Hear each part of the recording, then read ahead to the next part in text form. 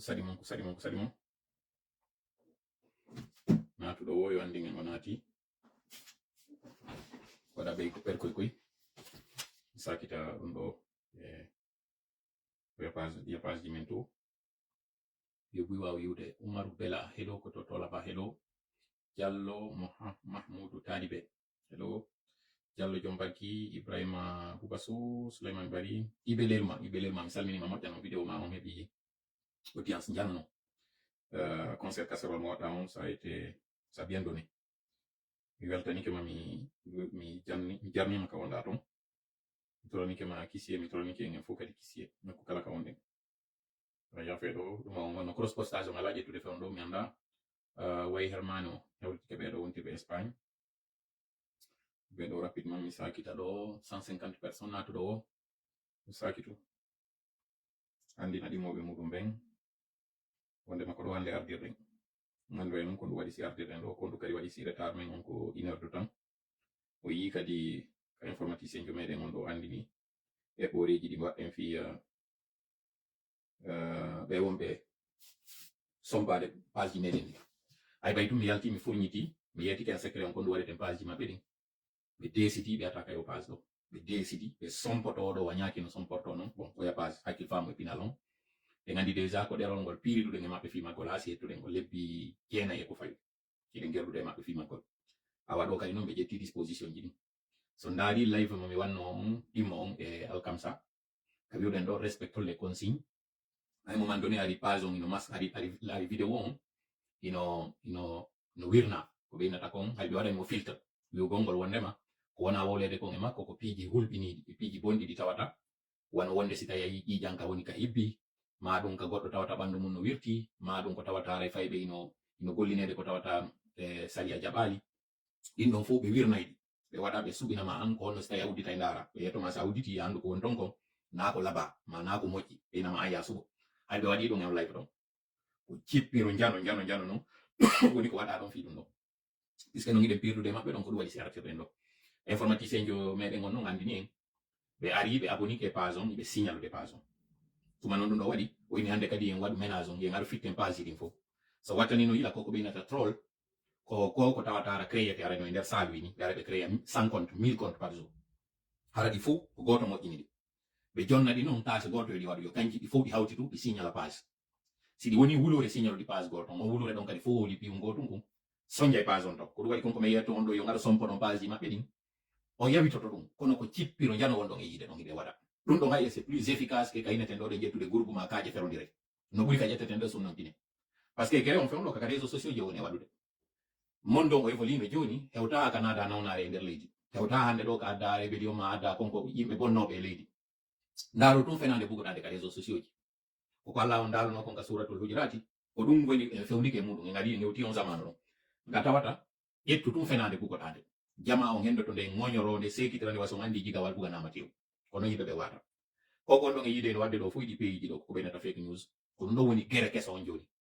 joni sa faala waɗude yimɓe tigi yaltana lando maɓɓe on ɓe bonna fi makko kaka réseaux sociaux ji ɗo sa faala yimɓe kadi yiɗu goɗɗo hay si tawi ko añaɗo ƴettu kadi créa ɗin troll ji ɗon holla ɗin troll ji ɗon wonde ma yiɗi hiɗa goɗɗo eno yiɗa gollu ka algorithme on holla goɗɗo nanda so wattani yila fewn ɗo o milliardaire jo endujo omo ɓeynata kono modi ko amban ka ko amani quelque chose woni inde makko nde goyatiro ɗum ɗo e alji mon photo ino wodi ko ɓewne waɗude fewn ɗo ko tawata enen ko fewn ɗo découvre ɗen ɗum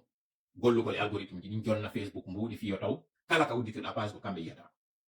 figurez-vous atiɗo gollirde ɗum ɗon on ko o lanɗo en ɗon ɗoma premier ministre en nde jogomo ɓeynata ko Modi Narendra Modi ko ɗum waɗi ha waɗi ka laamu o wiyeteɗo Narendra Modi ko fewnɗo falano arde ɓe ƴetta laamu ɓe waɗa o nationalisme en du o c'est à dire jonnitugol ende doole muɗum ɗen ko ɗi troll ji o gollitiri ko ɗi algorithme ji o gollitiri o waɗi konko tawata hande kadi enduɓe ino yiɗi par exemple o yaltina konko tawno ñande ko trewal sunnano enduɓe maayi ton temeɗɗe o ƴetti o fawi ɗum ɗon e julɓe ɓe andi ten no dañande arɗe yewtude ɗo wiwɗen Bangladesh ko leydi ndin funtundi e leydi goo c'est à dire Pakistan noon ko ndin leydi kadi funtundi e leydi goo ko Inde hay fof ko Inde hay fof ko pays goto hay ko leydi wotiri ni Inde Pakistan hay ko leydi wotiri ko nene goto ɓe baba goto kono puisque ɓeeɗa ko islam woni e gollitirde ɓeeɗa ko hindouisme woni e gollitirde temmere no hakkude maɓɓe hawre no hakkude maɓɓe nde tawno wonande ɓe anda e waɗino 2022 e waɗino taarika sikɓe ɓe ka explique ɗen sifani ɗen jama on ɓen sikɓe ko homɓe woni ɓe ko honno ɓe fuɗɗori gurdam maɓɓe ɗan honno tawirno hani julɓe ɓen no dooli ɓe wayno julɓe ɓen no dooli ɓe fiyoɓe jettu dina islam andin ɗen si kamɓe ɓe waɗi ni ko ɗum woni ni si ɓe waɗi ni ko ɗum woni o way explique ɗen ko honɗum waɗi ɗum fuu ko par ce que fiyoɓe hisunu ɓe ndaari ko honno ɓe waɗirta ƴoyre ɓe daɗa ɗum ɗo fof ko honɗum yoni andiniran de ko yo yiw andon ko komi woni e wiide on ɗo signalé page maɓɓe ni par ce que o yi kamɓe koyeɓe yoɓu troll ji koyeɓe créé compte ji wonɗi fenandeji ɗin noon troll ji so ndaari ɓurɗi ɗin ara ko jour goto ɗi créa ma ɗum koye nder yontere wotere ndi ɓurɗi ɗin kadi ara ala photo si ɗi mari kadi photo ara ko photo ji tawɗi ko wujjaɗi ƴettugol photo ji juuɗe yimɓe ni waɗa yimɓe ɗe ɓe créata ɗen kadi ko yimɓe fenandeje ɓe waɗata par ce que ko ɗum woni objectif on koko influence tum opinion on Donald Trump tigi e hoore muɗum ko troll ji ɗin waɗuno o influence vote on ni au Canada ino ma ono scandale no waɗi fewno ɗo ni wiwgol candidat jo conservateur ɓen troll ji no détecta tawɗi ɓay ɓe ndaari origine majji on ɓe tawi goɗɗi ko tellen Russie goɗɗi ko tellen Ukraine goɗɗi ko tellen yegiti pays ji ɗin en tout cas ɗo pays ji tawɗi na e nder Amérique du Nord ɗi woni pourtant le ko ɗi woni yewtude fi muɗum konko ka wonɗo e waɗude fewno ɗo Ontario ko goɗɗo e province canadien ji ɗin d'ailleurs ko e nder Ontario capital Canada capital fédéral o woni ko ɗum woni Ottawa wonande ɓe annda ɓe joni noon puisque élection ɗi no suti ɓe fuɗɗike déjà gollirde ɗin troll ji ɗon ɓe faamina wondema on leader yo maɓɓe kamɓe conservateur ɓen mo mari popularité ma waɗi golleji sengo Ontario ɗum ɗo fuu en fuɗɗaki taw yewtere meɗen nde sakitende moƴƴa en heeɓi 9 minutes déjà à 10 minutes iɗen fuɗɗade no jasanimi seeɗa ko on ɗon e senditude ko natuɗo o yo senditu si on senditi mi mi anda on tigi senditi bari alphabet wonɓe wiide ɓen ɗo merci ɓe senditaji par contre Boubs Ba ɓe senditi donc natuɗo o yo senditu Chérif Ba ɓe ɗo mi sikki ko page ɓe jogui nous on travaille pour qu'il soit arrêté dans l'immédiat page ma on ɗo an wiyeteɗo o Chérif on ɗo mi yiiɗa bloca sur 2 autres pages sabu commentaire ji ɗi on ɗa wadde ɗi tawata mi sikkayi ɗi yeɗɗi moi je travaille pour qu'il soit arrêté dans l'immédiat koko ɗa wadde ɗo ko troll waɗata konko ɗum ɗa wadde ɗo ni répétugol le même message waɗara ko message goto ni no répétude ko noon andirte détecté komɓe woni troll ji ɗi donc wattu wila ɗo a blocaka taho mais haray wattu wila ko blocuma to kon wattu wila ɗum ar waɗali ɗo nani haray mi conseille ma ɗum ɗon min en tant que mon dayade ɗo commentana le son est très propre mon général kajetu ba ndalawo andini ɗum ɗon haray min salmini ɗo élément ɓe frappe en fo haray si tawi ɗo nande lan billahi samil alim min ashaitan rajim bismillahi rahmani rahim rabbi shrah li sadri wa yassir li amri wahlul uqdatan min lisani yafqahu qawli rabbana alimna ma yanfa'una wanfa'na bima 'allamtana wa zidna ilman nafi'an waj'alna lil muttaqina imama wa yakadu alladhina kafaru la yuzliqunaka bi absarihim lamma sami'u dhikra wa yaquluna innahu lamajnun وما هو إلا ذكر للعالمين وما رميت إذ رميت ولكن الله رمى بل نقذف بالحق على الباطل فيدمغه فإذا هو زاهق ولكم الويل مما تصفون وقل جاء الحق وزهق الباطل إن الباطل كان زهوقا ما جئتم به السحر إن الله سيبطله إن الله سيبطله إن الله سيبطله إن الله لا يصلح عمل المفسدين وما هم بضارين به من أحد إلا بإذن الله وما هم بضارين به من أحد إلا بإذن الله وما هم بضارين به من أحد إلا بإذن الله ولا يفلح الساحر حيث أتى ولا يفلح الساحر حيث أتى ولا يفلح الساحر حيث أتى فإن تولوا فقل حسبي الله لا إله إلا هو عليه توكلت وهو رب العرش العظيم إنا كفيناك المستهزئين إنا كفيناك المستهزئين إنا كفيناك المستهزئين والله يعصمك من الناس اللهم صل وسلم وبارك على نبينا محمد وعلى آله وأصحابه ومن تبعهم بإحسان إلى يوم الدين أما بعد. Nous sommes le samedi 10 août 2024. Il est présentement 21h passé de 43 minutes. Nous sommes très en retard par rapport à l'annonce initiale qui était de 20h30. C'est dépendant, à la fois indépendant de notre volonté que nous le faisions ainsi. Vous n'êtes pas sans savoir que nos pages sont la cible d'attaque de la part des trolls. Ce sont toutes nos pages. Voilà pourquoi cette décision que vous avez remarquée de la part de notre informaticien qui se charge de faire le ménage, qui nous a suggéré que tout compte désormais qui est abonné à nos pages et qui n'a pas de photo ou un compte qui a été créé récemment ou ces comptes qui ont été créés il y a quand même plus d'une année mais qui ont un nombre très limité d'amis, ce sont les indicateurs d'après lui parce que lui c'est un informaticien qui s'y connaît en matière de trolls. Ce sont les indices qu'il nous a donnés afin qu'on fasse le ménage. Donc, si vous êtes par hasard dans cette catégorie, mais que vous ne soyez pas un troll, essayez de vous mettre à jour et en mettant une photo sur le compte que vous avez, une photo aussi qui soit de vous, pas une photo prise à l'emporte-pièce ou qui soit une photo chippée d'un compte, donc de l'usurpation d'identité ou de l'usurpation d'image. Ne le faites pas parce que sinon, on risque aussi toujours de vous mettre à la touche. Ceux qui ont moins d'amis et qui ont une année complète depuis qu'ils ont leur compte, essayez là aussi aussi, faites un effort d'avoir 200 personnes parce que c'est le minimum requis chez nous. Un autre cas qui est actuellement en étude, c'est celui des comptes verrouillés. Les comptes verrouillés, vous savez, ce sont ces personnes qui ont un compte mais qui ont décidé que vous n'allez pas avoir accès à leurs images, bien qu'il y a des images. Donc, c'est une façon de bloquer les utilisateurs, de voir qui vous êtes ou une petite idée de votre parcours. Ces cas-là sont en étude. Si toutefois vous avez un compte qui est verrouillé, mais qu'on trouve que vous avez quand même, à travers l'algorithme, que vous avez une certaine activité là-dessus, il y a une marge de tolérance qui est faite. Mais si toutefois vous avez un compte qui est verrouillé et que vous faites un commentaire discourtois, là immédiatement c'est la sanction, votre compte va être bloqué. Si vous avez un compte verrouillé et que ce compte, en plus d'être verrouillé, bien qu'il ait des images, vous l'avez créé récemment, là également c'est le blocage immédiat. Voilà, donc on va basculer sur le menu de ce soir en rappelant les points à l'ordre du jour. Rapport du CNT sur les finances du pays et le budget 2024 présenté par les conseillers lors de la session parlementaire. Donc vous entendez par les conseillers ceux qui sont en train de jouer le rôle de ces conseillers qui ont parlé de cette loi de finances rectificative 2024. Vous savez, c'est la saison où justement le budget est revu pour qu'on voit là où il y avait des nécessités, là où il y en avait moins, et quel est le gap et comment le combler d'ici la fin de l'année. Cela a été fait. Quelles questions, qu'est-ce qu'il faut retenir justement des impacts de la gestion du CNRD, cette gestion de l'année dernière, entre autres cette coupure d'Internet, mais également cet incendie qui avait eu lieu au dépôt des hydrocarbures à Kaloum. Ça fait partie de la gestion du CNRD et la question qu'on se pose, quels sont les impacts de cette gestion du CNRD et qu'est-ce que le projet Simandou va apporter comme souffle au trésor de la République de Guinée. Vous savez, la Guinée vient de recevoir la somme qui constitue le ticket d'entrée. Merci beaucoup Tolaga ici qui fait un commentaire, Diallo Mamadou qui n'a pas d'image, donc lui il risque de faire partie de ces personnes-là qui pourront être sanctionnées ou bloquées. Donc monsieur Mamadou, faites en sorte que vous ayez une photo de vous, sinon vous risquez d'être viré de la page parce que l'algorithme va considérer ou notre technicien va estimer que vous faites partie de ces trolls. Donc je poursuis en disant que la Guinée a obtenu justement ce versement de 99 millions comme ticket d'entrée à ce projet gigantesque de mine de fer, d'ailleurs le plus grand projet au monde à date. Quel est l'impact justement de ce montant qui est versé désormais ou qui est en cours d'être versé, en tout cas pour qu'il soit effectif dans la Banque centrale de la République de Guinée? Quel est l'impact entre cette gestion et justement cette manne financière qui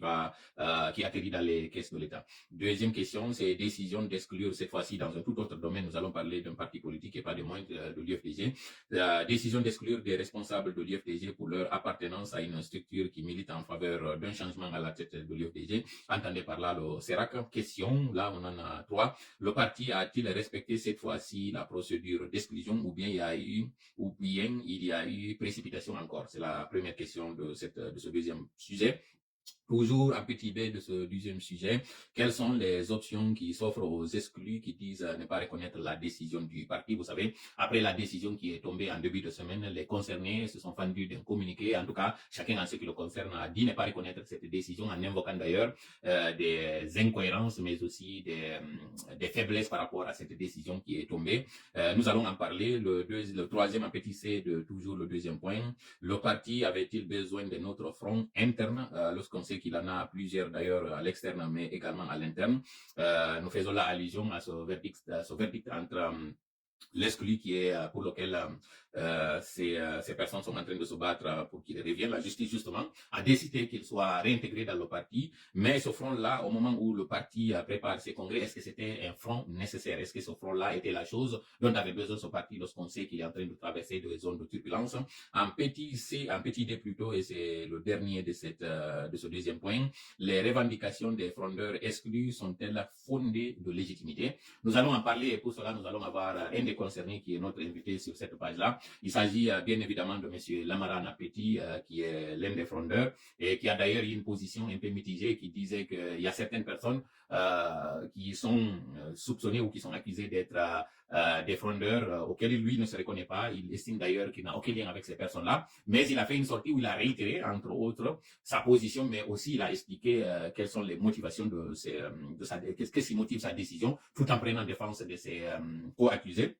ou bien ses camarades dans le parti qui sont exclus, qui sont des membres de fédération. Nous allons l'écouter ici, il va nous parler et nous allons échanger avec lui, lui poser certaines questions par rapport à ce que nous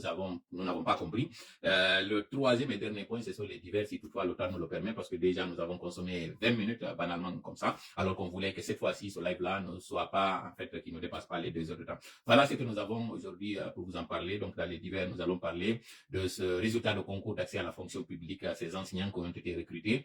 qui ont été admis plutôt à la fonction publique, qui sont désormais considérés comme étant des fonctionnaires, pendant qu'il y en a parmi ces enseignants justement qui n'ont pas encore reçu leurs arriérés de salaire. Nous allons en parler. Merci beaucoup à maman Wongole Serima, qui est la maman de notre ami, dont je ne vais pas évoquer le nom. Pour les étoiles, vous nous avez fait donc de manière gracieuse de 50 étoiles. Merci à vous. Merci d'abord pour votre fidélité, et c'est d'ailleurs valable à tout le monde, à cette page qui vous informe, qui vous sensibilise, mais également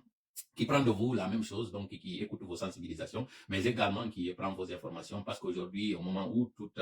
les radios crédibles sont fermées, bâillonnées, où les droits et la liberté de l'expression sont menacés d'extinction, ce sont ces pages-là qui prennent le relais du 4e pouvoir et qui deviennent de facto le 5e pouvoir, les réseaux sociaux, ce que nous faisons ici, et nous osons espérer que nous le faisions bien. En tout cas, faites-nous le savoir dans vos commentaires, si toutefois nous devons changer, que nous le fassions ce changement de façon positive. Arrêtez ça, moi donc au taux d'Icaderoldo, nous irons nous de marito de écouter, to permet de garder des yota ici au rapport motawata, ko yewta kon ka assemblée nationale ka tawata fewno do wombe to men ko conseil le nodete parce que ko conseil national de la transition ile ngandi hitande kala si yewti ndu lewru do inete ndu mois d'août be yewta fi jawle de be yewta fi konko e pano kon ka fudo de hitande ko tawata ettugol dum don ko lannode hitande wonde mayde de yewtete fi hitande wonde arde de be happota ko hitande wonde arde de fuddo si be yewta fi ko hewta kon wirte non habbetake haka hirande si goɗɗo no andi ko ɗeɗɗeteɗo so ɓuuɗa dande ɗen konko noon ɓe yewti ɗon woodi ko ɓe holli en jawle ɗen e ngal ɗo ko honno ɗe gollitira ko ɗum kadi woni ara sakkedeji e ɗittaji ko ɓe heeɓi en yewta e fi ɗum ɗon no gasa kañum kadi ara yewten ka diverji toon fi o projet de constitution mo tawata aray ɓe ño'ani en guindolo ki wi ɗon ɓe walliningi fi en ƴettu ɓorno ɗen toɓɓere meɗen ɗimmere nden toujours ka aranere nde yewtay kadi fi ɗe jawle ɗe tawata aray yewtinto no woni lagine ko ɓe hani jonnugol fi fuɗɗagol maɓɓe ɗe golle ɗe yetaɗen ɗo ko ka hoore feddo simandu ɗum ko sengo ɓeylari ndin to konko ɗi mbuuɗi ɗi tawata ko jasuɗum seeɗa 100 million ji ɗin ko wona lagine ɗi tawata fewndo ɗo ni ɗi natude ka nder compte ji meɗen honɗum woni ɗi mbuuɗi ɗon ko wawata wallitade lagine ɓe wawa liƴƴitade seeɗa kadi tawi ɗum kadi ɓe yoroyima e yewta e fi ɗum ɗon ka toɓɓere aranere toɓɓere ɗimmere ɗen e yewtay ɗo joni fi politique yewten fi parti politique mo tawata ko innete ɗum UFDG ɗe gandi lagine ɗe mari parti ji tawɗi inneteɗi ko ɗi woni kumaluji ɗin UFDG LPG UFR e goɗɗi ko kañum kadi nanduɗe e majji kono ko parti ɗo wonde yewtude fi muɗum saabu fewndo hande ɗo fi makko eno lolli fi makko no yewtede moƴƴa kono noon woni aray ko yewtirte o konko tawata on humpitike tenen feƴƴuɗo ɗo ɓen tawɓe aray ɓe yaltinama ɓe raɗama ka nder parti ton ɗum waɗa ko yaltudu holludo yimɓe nayo hande kadi innama koɓe yaltu ka nder parti ton joni noon konko on parti waɗi ɗo yarli e ngal ɗo ɓe teddini laawi ɗin eɗen gandi yontere feƴƴi noon nde gaɗɗe yewtude ɗo on mo tawata o raɗama ka parti ton ko ɗum woni usuji gawagal yafuɗola noon woni yewtude ɗum ɗo ni par ce que si goɗɗo woni aray ko gawal woni ko jeeya si tawi noon en watti ɗon fi ndiyam e yewti konko mi yiɗon noon ko ko Ousmani ndiyam gawal non e yewti fi mota goɗɗo ino ɗo haray ko wayri noon e waɗude Ousmani ji eɗen gandi ji ko ndiyam e maninka gawal ko Ousmani ndiyam ɗan gawal non e yewde ɗo donc wata goɗɗo ino ɗo miɗo ari yennimo komi inni ko usu ji gawal ɗum woni yewtude uslu ji gawal ko ɗum woni komi yewti ɗo ni donc haray on ɗon noon woodi ɓe tawata yaltinama ka nder parti ɓe tawata kanko ari innama yo artire joni noon e ngal landi ɗen est ce que parti on e ngal ɗo ɓe rewi e laawi ɗin ɗi tawata justice on inni siko ko woni ko ndefi makko on kam ɓe teddinali ɗum gasan ko komi wowi ɗo kon kañum monsieur lamarana petit hande kadi ɓe décline ɓe jaɓata argol yewtide e meɗen pourtant le ngaldi ɗiye maɓɓe ɓe ni ɓe aray ɓe jaɓa ɗo invitation meɗen on nafi ɓay mi wowi ɗum ɗo kadi wawa en andinde tigi tigi siko neɗɗo ɓe woni defandude e si aray ko position ji maɓɓe ɗin tigi ɓe woni defandude no ɓe yewtiri ɗon toɓɓere ɗimmere ɗen en yewtay toujours e nder ɗe toɓɓere ɗimmere en yewtay mbi ndu saldu ndu tawata ɓe non joni innama ɗo ɓe raɗama kono kamɓe ɓe jaɓari konko ɓe wi ɓe raɗama ɗon kon ɗum no woni aray ɗin laawi ɗi ɓe wawata gollitirde fiyo ɓe wawa artirede ɗo noon kadi e laɓɓinay ko homɓe woni ɓe kamɓe ɓen tawɓe ɓen aray holli ɓerde maɓɓe aray weltaki koko waɗi ɗo yiltitoɗon e audio mo tawata en feƴƴini balɗe no feƴƴi ɗo fi ɗin domi tawɗi arayno ka nder parti to yarli ko ɗin domi woni ko hawra ɗo e muɗum ka ɓe hawrali tigi tigi e domi ɗin en yewtay kadi toujours e nder den toɓɓere ɗimmere saldu tammuru ɗum parti on haari hino haton jini e sifa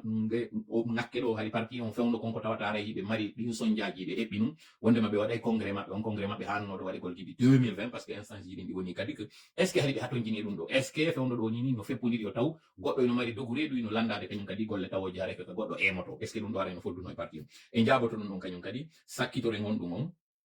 koko ɓe tawata hara hiɓe landitiɗo koko tawata ɓe hara hiɓe hu'iri ɗo ɓe ini haray ko ɗum woni koɓe woni waɗirde konko ɓe woni waɗude ɗo ko yarli ɗum hino dagi yarli ɗum ɗon hino feewi konko ɓe landiɗo ko ɗum woni est ce que ko légitime e haala porto ko ɗum wiyete yarli hino tippi e katiɗi yarli ɓe mari dalilji koko ɓe woni wadde ɗo kon yarli koko feewi ɓe woni waɗude ɗo toɓɓere meɗen tammere nden ko kunto e toɓɓe kono mi sikka haray ɗo ka tawata ɗo déjà heeɓi 26 minutes ka tawata haray ɗiɗo fof ɗi yeehi banal noon si wawa yawoyda kadi weji donc nattiro e yewtere nde yeeso haray ko ɗum ɗo woni ko marɗen hannde ɗo ka alduwal meɗen ka tawata en yetti Allah taw fota tawɗo kanko woni ko newnanin heɗintingol de jonde ɗo en toriki mo yo waɗan en jonde nde jonde barkinade yo waɗande en jonde tawde ko deejonde nde tawata mi hawrita e sawaba ko mon e yewde ɗo kono woni noon mi hawritino e sawaba e goɗɗi goɗɗi tawata kono tigoni en andintinde ɗo yewtere nde tawata mi waɗino goɗɗe ɗi woni duuɓi ɗiɗi goɗɗi woni no duuɓi tati si ɗum ɗo no waɗi haray wata o mantu fiyan dey mi hawritu no mi wiri noon mi hawrita woni haray koko toriɗen Allah konko ɗum woni haray ko jaabinani ɓay noon haray en torimo o jaabinani en yetten mo kanko wacce mo mawninen fi makko sabu haray ko kanko handi e ɗiɗo min neɗɗo mi timma justement noon simi ari noon ka angal timmugol an mi falji mi fawnike mi feggike ma ɗum mi faayi ma ɗum goɗɗum woodi komi raɓɓindini mum haray hannde ko neɗɗo on noon lellite wallito ɗon wurton no wurtiranno ɗon lande ñande ka tawnon to yewde fi Bangladesh minni ko kamɓe e Inde alors que noon ko Pakistan hano no yewtede fi mum en noon noon ɗin ɗi tawatare mi wonike yewtere sabu yeggitugol ma wedditagol sina ɗiɗo fu anden seytane ko kikalajo ko gando kono ko bonɗo ɓay noon ko bonɗo o yiɗata nde yewtere ɗo yomi yewtude ha mi gayni hara faljande natali ɗon o yiɗata yomi yewtude ɗo hande lande hara o faljinali o gonno min mi faljata yewtugol ma onon faljon ka faamu haray noon mi toriki Allah yo Allah woɗɗimo e meɗen o woɗɗinan e nde jonde meɗen ɗo o hentina e ɓerde ɗen o yeññana en faamu ngun par ce que gandal ko goɗɗum ngo kono faamu ngun kadi ko goɗɗum ngo joni noon ɓay haray ko toriɗen Allah ko yo faamin en toriki yo uddito en hakkille ɗen moƴƴa uddita en noppi ɗin hara konko mi yewtata ɗo on jentotolan hakkille hara on jentora hakkilan mone sabu ɗi mi yewta ɗo ɗin kadi hande ɗi welata ɗi yewta ɗo ɗin hannde kadi no gasa ɓay hay en invité oɗo woɓɓe ine ɗo joni mi woɗno meɗen anndi toolay no soomodi e ɓe ko ɗum waɗi so tawi o invité oɗo mo arde o yewta ɗo ko e nder politique maɓɓe gooto on ɓe woni surtout mi ekkutini en ɗo audio mum yirtito e muɗum ɗo kañum kadi heɗitoɗe mo en fof ndaaren konko ɓen ɗo yewti si tawi haray hakkille no nangi joni noon en toriki Allah yo uddito en hakkille ɗen uddita en kañum kadi ɓerde ɗen o yeññana en ɗum ɗo hentinana en ɗum ɗo hara koye ndeejo woni heɗitade amin ya rabbal alamin arayno mi wiiri noon hannde ɗo kadi ɗen fuɗɗitade nde jonde meɗen ɗo nden jonde nde tawata mi weltan ɗon taw fota ko tawata on sakiti moƴƴa nde yewtere nde wannuɗon nden alkamsa nde yewtere nde tawata eɗen anndi ko concert casserole wonno ɗen ko yewtuɗen fi muɗum vidéo ji ɗi no ɗuuɗi ɗi min henndi ɗin ɗi tawata ko contugut wonɗen ɗi e henndade comprimen hendoɗen ɗe kañum kadi traité ɗi bugoɗen kono arayno toon piwum kun tawata mi faalete en aray ɓanginande ko ɗum woni kum piwum ɓurɓe ɓe wontirɓe lagine ɓen ɓe addi vidéo ji ɗin kaɓe wi'i ɓe participer kono no woodi mapunde nde ɓe holli ko ɗum woni nden mapunde maɓɓe ɓe inni ina quartier ji ɗin fof ɓe nanno heno tappa na quartier ji ɗin fof ɓe yiwno no sifla na yimɓe buy ɓe yino waɗi est ce que kamɓe tawɓe ɓen yiɓe ka leydi ton ka tawata ɗo fewno ɗo ni hande justice ala fewno ka tawata ɗo ni ko barbari wona waɗede hoore yimɓe ɓen si tawi menen meɗen ka jannaniri min partage vidéo ji maɓɓe kamɓe ton yarli ɓe yahanoytaɓe ka cuuɗi maɓɓe ko ɗum ɗo ɓe holli donc ɗum waɗi haɗi yon vidéo ji ko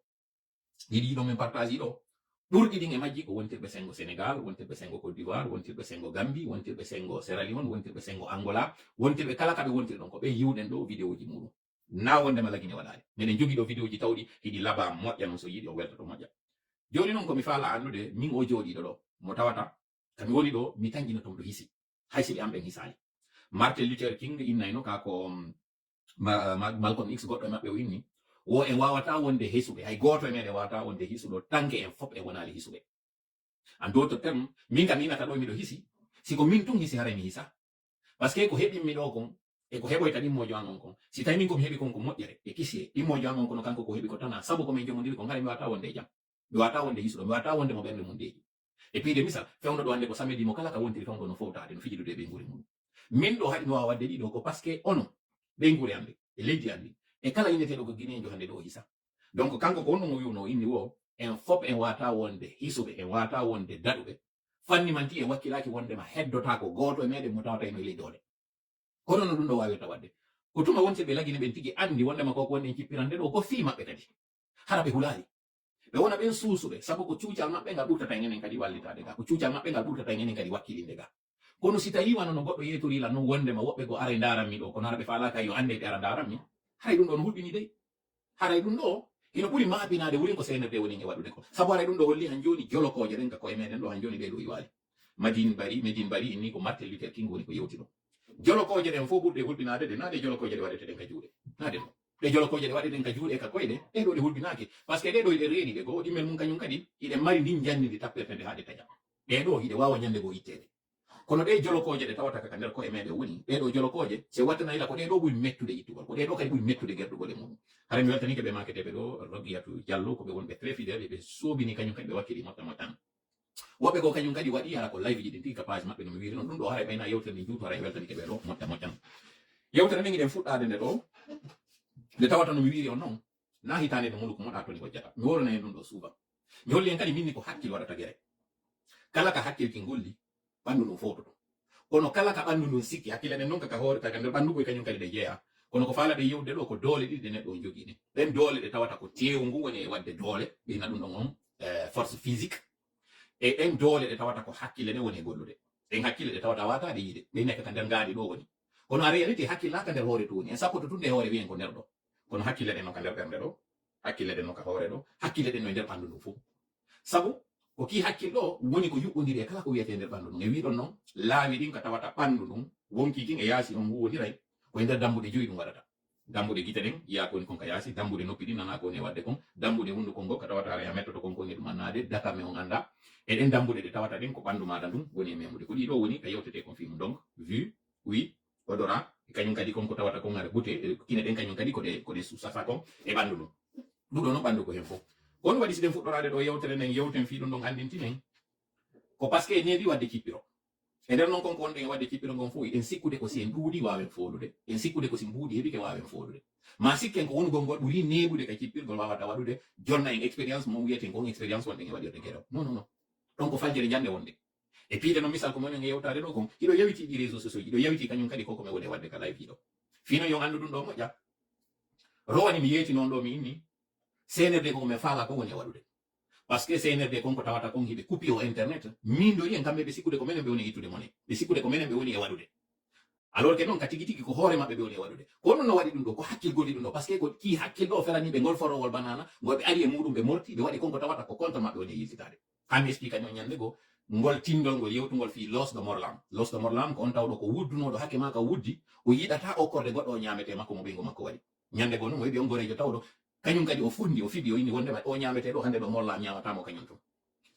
tindol ngol ngol juuti kono ko sakkitore maggol on wonande anduɓe ɓen o wakkilino yawgol ha o surre par ce que o famini o faɗɗama ɗum ɗon fof ko fi on jatigijo makko koɗo makko yo yawka kawtal ɗaɓɓugol balla yer ko yeyi ɗon ko ñamete o ñame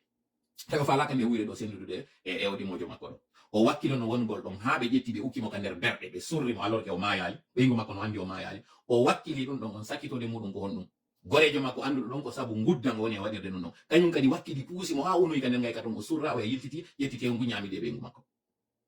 ko ɗum woni ko waɗɗen ɗo CNRD e ɗum ɗole ko tekkere nden ni fof ko waɗɗen CNRD kon ɗi yaltitali kon ɗum woni noon ko yaltiti kon taw o yi o budget de finance rectificative taw ɗo ko ɓeyta kon loi de finance rectificative si ɗo ganditi noon fiyo hakkille ɗen moƴƴa ɓurto udditanade kon ɗe yewde ɗo kon en andi e wi coup d'état général noon ko mois de septembre waɗirta kon ɗum no waɗirta coup d'état waɗi mois de septembre ko par ce que mois de septembre koye on période ɗon ko ɓeyneteɓe parlementaire ɓen kamɓe kadi ɓe yahata vacance ɓen andi fewno ɗo ni tribunaux ji ɗi ndi yeehi kanji vacance ko ɓeynata kon vacance judiciaire iɗen andi l'école ɓe ɓen ɓe yaha vacance on vacance ɗon ko tuma tawi ɓe gayni examen ji maɓɓe ɗin résultat ji ɗin ino habba ko on tuma ɓe yimmoto ɓe yaha vacance fewno ɗo ni sa daari e nder windere nden fof mo kala eno yehi vacance leyɗe porto ɗo ni yimɓe ɓe no yehi vacance kañum e ɓe guureji muɗum ɗi no fijude fowto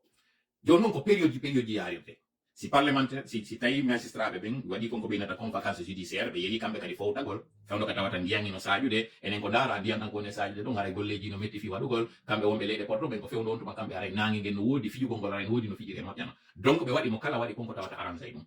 justement noon parlementaire ɓen kamɓe kadi yiɓe hani yawgol ɓe fowto ko fewno tuma président ɓe ɓen kañum kadi yahata nokkugo fowtoyo ɗum ɗo noon ko ɓuuri konko mois de septembre waɗirta ɗon no yoɓe waɗu ɗum ɗon ɓe geray taw ɓe anda ɓe acci leydi ndin kala ko ndi hato jini kon parlementaire ɓe ɓe yewti fi muɗum sariyaji waɗeteɗi mbuuɗi hato jinɗi ko ɗon noon ɓe yewtata ɓeyna bon hitande wonde e arde nden par ce que andi ten mois d'août ko 8e mois eɗen andi hitande nden ko lebbi sappo e ɗiɗi ɗi lebbi sappo e ɗiɗi ɗo hiɗi sendita pecce tati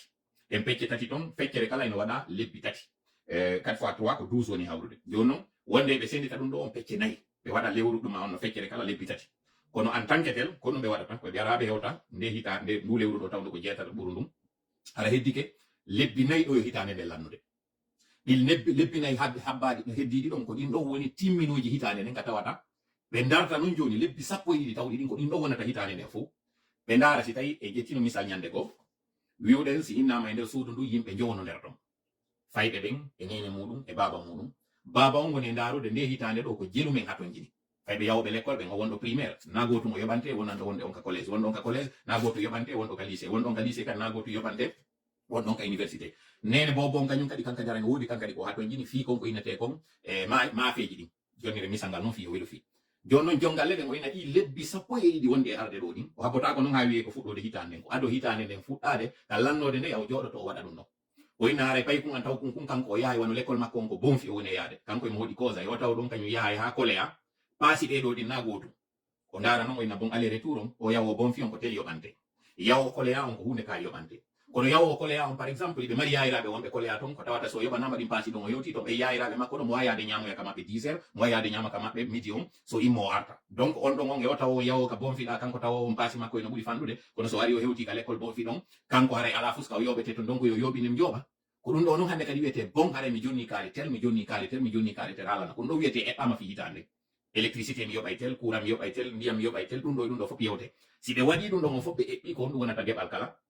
hitande noon sinde fuɗɗike ha heddoyke ɗon lebbi nayyi ɓe dartanon mo kala ko jonnanogo o tawno ɗon ko ha bonfi arayno suuma ye si wattike ɗon imo jonnano mbuɗi ɗi tawata hari 10 heures kala o ñamayno 500 francs par exemple joni noon ino anda ko kel hellifaɗo mo hani horugol ɗin 500 francs ji ɗi o ñamayno e nder ndun lewru suumaye ɗon ɗin ɗon hande kadi o mariɗi ɗin ɗon noon ɗi o mari ɗon hande kadi o artiriɗi o jonniɗi baabe makko o inni baba ɗiɗo min mi gollitirano ɗi saabu ñalande kaari pappankari en naɓoranno ka l'école ñalande kaari grève waɗɗo mi yahano ñalande kaari mi nawnuno ma ñalande kaari ɗum ɗo e ɗum ɗo ma ñalande kaari haɗo yaade madina on tippinoranno toon donc ɗi mbuɗi ɗo mi ñamano ɗi kono ɗum noon ɗum ɗon fof konko arti ɗon kon ndaare noon o innano ɗon ɗa kanko si woni 10 heures o yahay ka yaye makko kaari o ñamoya toon yaye makko kaari saabu x y raison ngari ɗi alano toon donc finalement o wawano yaade ñamoya toon o nodduno o inni o bon haray paasi an ɗin janngo mi wawataɗi haray ɗum annade donc ɓeɗo ƴettude ɗin ɗi jonnuno ɗon mi sooda hande ɗo gâteau ma mi sooda jinjam an waɗa ko exemple ko misal monen e jonnude konko noon ɓe waɗata ɗum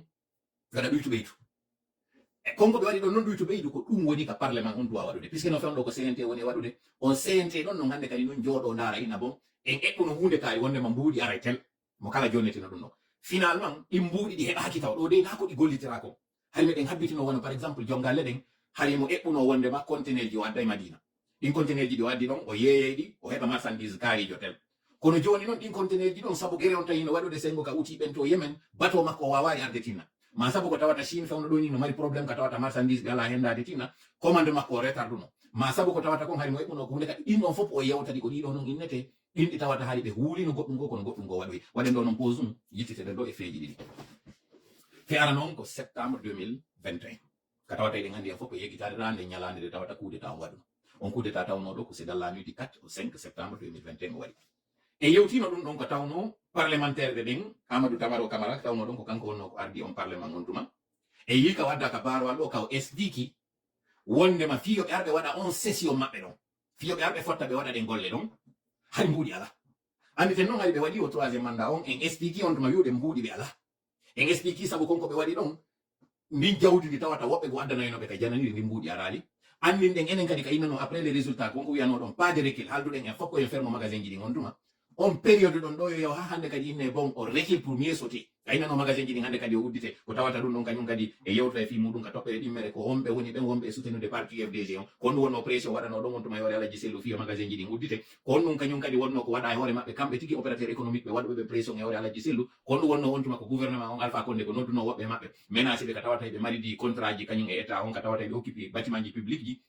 ɓe noddanoɓe on tuma yeyata wondema min andi ko an woni sutede kaari kaari so on fermi ɗi magasin ji moɗon ɗon min ara min udditadi ma min jonna e marché ji ɗi jananɓe goo entre autres libanais ɓe entre autres ɓenduɓe entre autres burkinaɓe ɓe e non mi yewta on ɗum noon ka toɓɓere ɗimmere ɗo tuma natuɗen ɗo joni probléme ji ɗi UFDG jogiɗi kono retene tun ka pause mo waɗuɗen ɗon wondema kanko Amadou Tamaro Camara ɓayo ari ka kiyef ɗo ka barwal o ari o filliti konko tawno tola no yiyatade on fin 2020 début 2021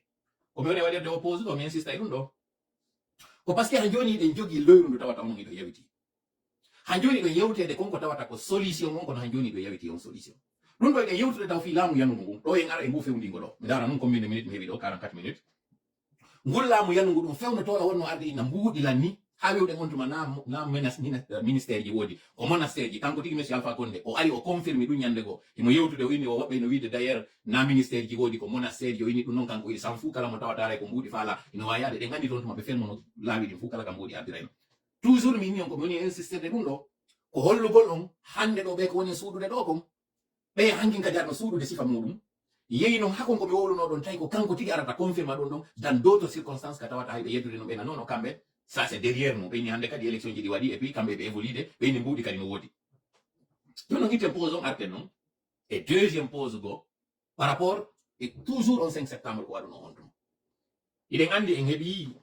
session ji buy wadadi do di tawata ko kambe be ka CNT pilote di don kambe woni ngi hollude wonde may be jerude modja mbudi no arde gibi eta on na gibi inna lagine ko lagine ari hande be bilal mbudi sifani dum do fu mi andi dum ko mi wona arede yedde ko mi wona arede fenne kono min no wodi ko suudata ko mo feni fidi o fena kadi hocca si kambe be ni mbudi no wodi din sinji di en darete tawen si mbudi no wodi si ala no tawa non edin sedeji rowani de nganditino be mobilise no mbudi fi magol ya wado e konko be ni kon le forum de Dubai be mobilise no mbudi ka be no ko woko pour des chantiers di fala no wadude dan yeggito ko parti on do 500 millions de dollars réquisition wada no e banque ji katawata be indi c'est pour faire des infrastructures yono milando yon Allah no wambe ndade lambe do sakite mo e yewtere ngedoro lam hakkil ko mi woni on e yaltinande do ko yen andu ko honno seyna de woni wadde di bande do mi ronki non ko joni mi ronki nyande o argo lammintina mi ronki nyande o argo justifiant parce que mi sikuno ka fewndi den do hande kadi hewta ha ka holle den par A plus B ha on to go cippiro e ngayni la hinde be do mi fala hande kadi en yaltu e konko tawata dani do no fina kono dani kini do fina ta joni do en hewti no kure ka tawata mi do tankini dum mauvaise foi tawa may ko konde wadde go cippiro do parce que mi wata famude go didi tati nayi joyi ida yaltinde gonga walla goddo wiya mo kanko digi yawo memamo goddo yaltintina on seede do ngara han joni ko yaare jeeja on digi wadu ko mi yuma do ko mi fala ka en jeeji ni fin ko tawata en hanano jeeji ni mum hande do labanamo yo to wara ko onon tigi nata heewi ko wolan amen ko men hersima tigi tigi ko woda ko gonga meji lanne ngo cippiro do hare juutinali ngo parce que ko lannugo kono mi fala yirata de kamoni insisto de comparti undo din 500 millions ji be nodduno on tuma si be noddano din do lagine yahay no bankrut e wara no fayit lengi di daro fes konko tawata be fala no kano yo tola hebu gonga e mudum kono on tuma mi no mi hawja mini konko be woni wadude don kon hawnaki yo tawbe burtay woni ngeri de bogongol wal mabbe be golli hakkil konko moni wolde don bo taw jetto faw ni hore sikkan ko min tum mi wadi amin tum entre autres no tawa no nyande go so ngari live mon feran no be foro wol banana minni be koko woni wadude do kon journaliste be no tawa e nder mudum media ji no tawa e bawo tola wobe no yida tawa révélation mo moni wadde do parce que be nay sabo révélation do wobe so njike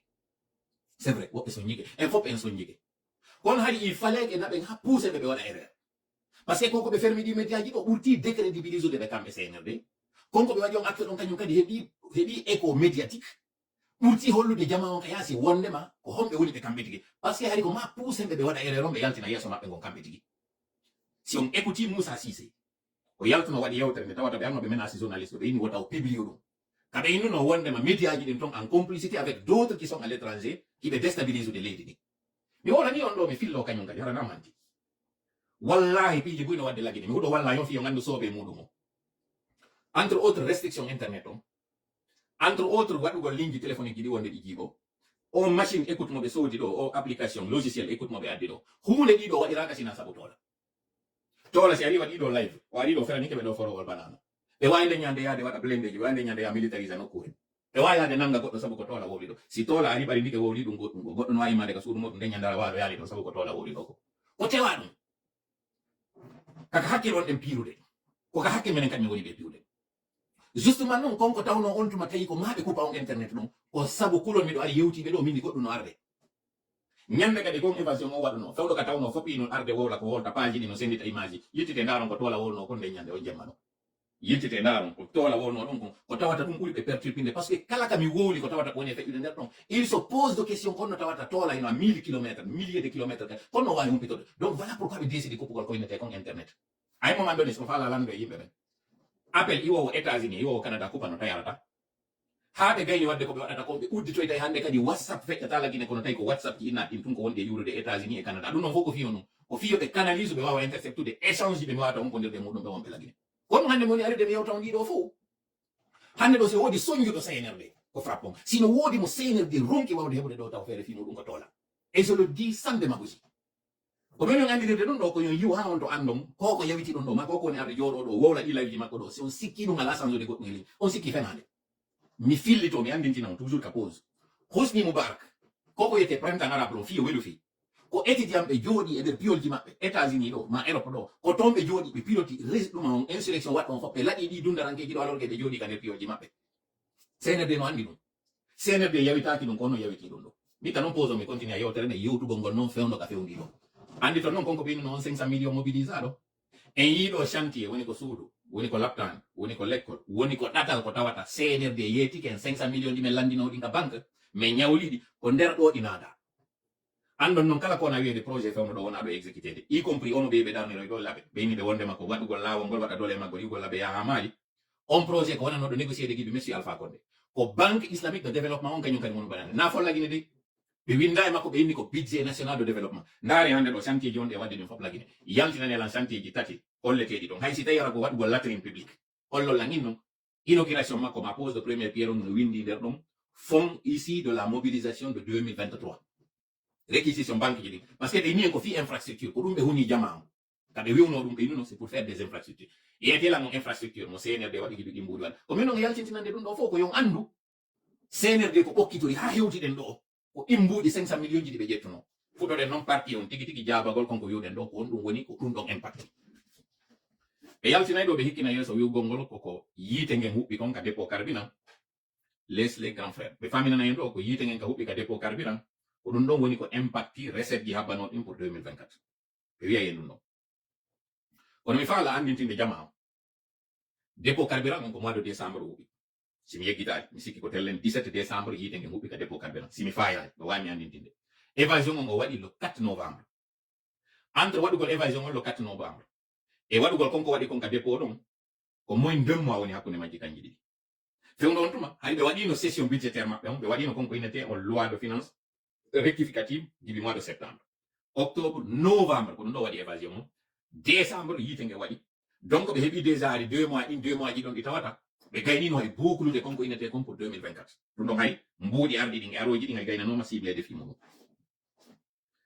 Kendrick Lamar blessing inni ko 18 décembre ok mi wadda kam mani donc en tout cas ko entre 17 ou 18 puisque ko jemma wadi no minuit wabe no considère de ko 17 wabe no considère de ko 18 kasola no tien ko quelques heures ou quelques minutes de différence on a ko maji kanji mais merci beaucoup konko be tando ngeno.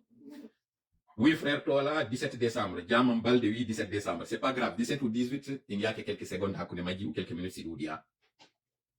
Mi fala yon udito moƴƴe hakkille mun yon e waɗande révélation ɗo kon hannde miɗo kirɗa non ngoye moƴƴa CNRD ono no waɗi singo kirɗa CNRD ko par ce que min dori en ɓe yaltintini konko tawata eɗi suuɗude joni noon lutti si on saloto yiwgol konko tawata CNRD hu'i e so yiyay so yii noon kañum kadi on andi par ce que gonga ngo suuɗotako feetere e kaalisi e tampere ɗiɗo tati suuɗotako si goɗɗo feeti o geli o ko geli feetere makko nde yaltay si goɗɗo hettike kadi ko suuɗi wo ko suuɗi yaltite si goɗɗo kañum kadi illike ko suuɗi wo ko suuɗi yaltite ko gandal suuɗoto kono ɗiɗo ɗi suuɗotako angal gangal noon kañum kadi suuɗotako si goɗɗo woni kadi mo anda yeyi mo tun anda o anda joni noon nomi inniri noon ɓe faminana en ɗo wondema koko dépôt on sumi kon ko ɗum ɗo waɗi haɗi recette ji maɓɓe ɗin 2024 ɗo haɗi ɗi yeɗɗa dépôt on ɓay sumi ko jonte ɗiɗi wonano gollanoka n'est ce pas jonte ɗiɗi wonno gollanoka en jonte ɗiɗi wonno gollanoka ɗon ɓe ɓeyditoye wootere ɗon nde tawata ɓay ɓe yiɓe tawi hannde kadi l'école watake yahede ɓe inni fayɓe ɓe yonuka cuuɗi donc fof ƴetten 3 semaines ɓe reprini tinna golle ɗen ɓe addoyi ɗin installation ji waɗaɗi temporaire ɓe créyi kañum kadi sénégal walliti en fi carburant Sierra Leone jonni en kañum kadi kiwji maɓɓe ɗin ka tawata carburant meɗen on arata tippo retene moƴƴa ko minen e jonnude conseillé haramon ko luttuɗi ɗiɗo fof ɗi waɗama dans l' espace de 2 mois c'est à dire fin décembre début janvier ka wiyete ɗon février yiltitoyi on communication ji maɓɓe gouvernement on tika ɓe wi ɗon wondema on est revenu à la normale kamɓe tigi ɓe andini wondema on est revenu à la normale donc en tout ko 2 mois de perturbation lagine heeɓi mais ɗin 2 mois de perturbation noon ɓe innano en courant e wawata heɓude no hanniri noon ɓe yeeti en piiji buyɗi tawata ñande yiite ngen huɓɓuno ɗon janngo de ñande tola no yeeti on inni bon koko ɓe huɓɓinongo dépôt ɗo kon ko kiivji wonɗi vidita o ɗum ɗo mi andini on deuxièmement mi ɓeytani en ɗon kañum kadi o dépôt ɗo ko duwanoɗo déplacé de CNRD no tawa ɓe fuɗɗi waɗugol ngol kaɓe ari petto ɓe ƴetti laamu ngu wiwgol ngol ɓe déplacé o dépôt ɗon ɓe waɗiramo sengo hotti guinéri ndin ɗon ka tawata Burkina e Mali utilise e ɗon dépôt ji carburant ɗon fi provision ji maɓɓe ɗi ɗum ɗon déjà mi andini on o dépôt ko duwanoɗo déjà débarrassé de donc nge yite nge ɓe arɓe huɓɓi ɗon ɓe arɓe huɓɓini nge kiwji wonnoɗi vite mais ɓe sikkano molloɗen tiɗoyno mi explique kadi kon ɗum boyle of ron waɗi c'est très important ye yitino par ce que jama o yeggitay no woniri noon bimbi wetuɗo o jama on ko maapi ko ñaama e ko no feƴƴinirta ngal ñalla ko waɗi hankin ɗo jama on no wawi yeggitude tola noon kon ɗum waɗata il se réfère il se répère c'est à dire mi jonna e o référence o min a ndaaro e hunde kaari mi répère o kañum kadi min nayi noon seede on ndaare kadi hunde kaari namantimon e yewtude ɗum ɗo ko fiyo hakkille ɗen uddita noon par ce que koko wonɗen e wadde ɗo kon ko hoore men wonɗen tampinde min noon eɗo soñjude la moƴƴa parce que si ngare mi wowli do hame wala ga yino temmano fi kon ko tawata normalement on ngawi no yide on tigi famu hara ko no tigi ko to no yeso hare dum do no musi hare dum do no satti donc mois de février mars au plus tard hare pigi ne fop kayna ma régulariser selon eux perton o dirano en tant que tel konko be wadi donc wiude no tawno mun kanyum kadi récupérer gol mabbe kadu mum be jetta be jonna intérêt ji donc edim place ji donc o ko ma on club de paris on be wawa darno ko be fala kon ton be récupérer ça donc andi nen ko piwum kun tawata ko kambe wadi kun be utilise kun do non fi règle gol compte ji mabbe be suma kanyum kadi konko wiete carence ji ala ken ji mabbe wadi do non pose ngo kanyum kadi andintine fi problème électricité on mois de mars justement odo fekkido do mois de mars fekkino don 2023 délégation immino yeyi Russie ka andugol mabbe do wonde mano hitande woni yeyirde non kabe radi goto carburant bato courant be wawata tenude servugol guinéen ben e hore konko dum anni don fu be yawno be yido e Russie fi Russie ar wadana en central winete kon central nucléaire be yawno be négocie dum don mais sabu ko tawata ko nyande some o wadano Russie lagine kanyu na président on immino yeyi o yimmi premier ministre mako Russie kanyu kadini okay bay tum o labbina nali me position modon o falama wadde kapo nder modo be décide be arrêti golle fi on central on be décide be jonnata en play gratuitement be jonnata en kanyu kadi ayugo ngola be wada en ka priorité be décide kanyu kadi kala ko inete balla fi sengo lagine on be jogitike dum don taw be dartini dum don non enen ko dum do falano de parce que si Russie wallitino be reconstruise gol déjà taw depo si Russie wallitino be kakka jonnugol be mazut on kanyu kadi parce que central ji ko mazut fonctionneta si Russie wallitino be hittini mo ingol on central on sonjamo be hebi on do mo tawata hande do be dépense de mbudi colossal ji fi affaire électricité do watan wala donc ko gol foro gol barana gol ferani no dembe ko gol woni gol be ari be yani do e mudum garta meden do bay do timi 1 heure de temps